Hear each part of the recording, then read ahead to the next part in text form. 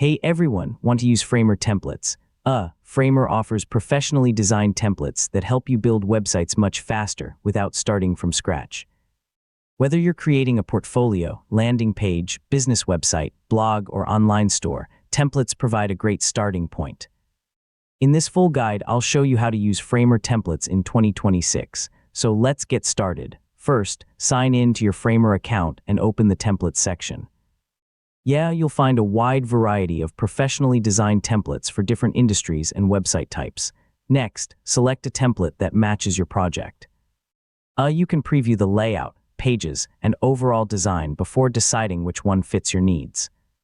Once the template opens in the editor, replace the placeholder content with your own text, images, logos, and branding.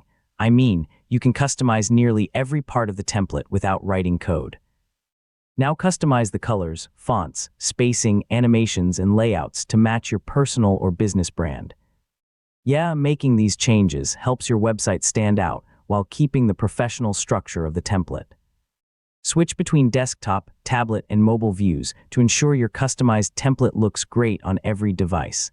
Make any necessary layout adjustments before publishing. When you're satisfied with your changes, click Publish to make your website live. You can publish using a Framer subdomain or connect a custom domain if your plan supports it. To get the most out of Framer templates, keep your branding consistent, optimize your images, remove any unused sections, and update your content regularly. These small improvements can make your website look even more polished and professional, and that's how to use Framer templates in 2026.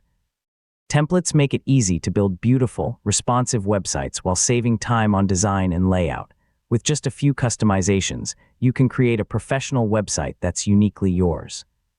Thanks for watching, and I'll see you in the next tutorial.